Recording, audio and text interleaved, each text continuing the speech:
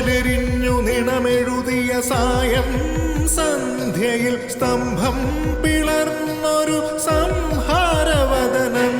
പകലെരിഞ്ഞു നിണമെഴുതിയ സായം സന്ധ്യയിൽ സ്തംഭം പിളർന്നൊരു സംഹാരവദനം. മണ്ണും വിണ്ണും നിന്മടിത്തട്ട് മനസാമും മറപ്പടിയേറിടുന്നെന്റെ അവസാനിരഞ്ജനശിവനെ കൊന്ന് നഖങ്ങളാൽ കൂടൽ മാലയണീണം. നാരദ വീണയിൽ ശ്രുതി ചേർത്തു പാടുമ്പോൾ നാരായണൻ ഉള്ളം മലിഞ്ഞിടേണം. നാരായണ നാരായണ നാരായണ ദേവ ഐമനം വാഴുന്ന നരസിംഹമൂർത്തേ. നാരായണ നാരായണ നാരായണ ദേവ ഐമനം വാഴുന്ന നരസിംഹമൂർത്തേ.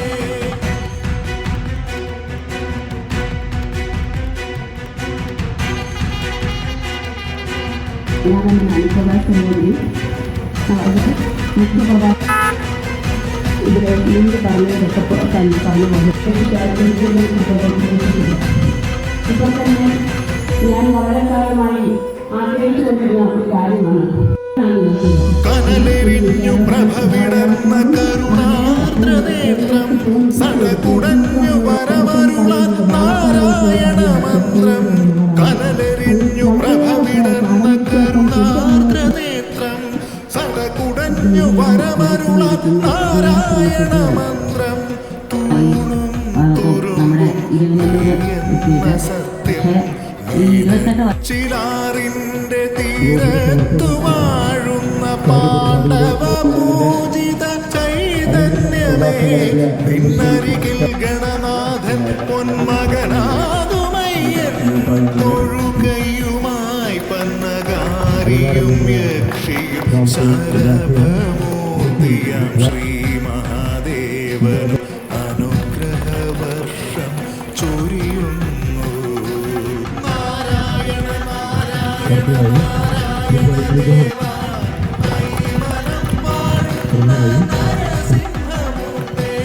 നാരായണ നാരായണ നാരായണ ദേവ ഐമനം വാഴുന്ന നരസിംഹമൂർത്തേ.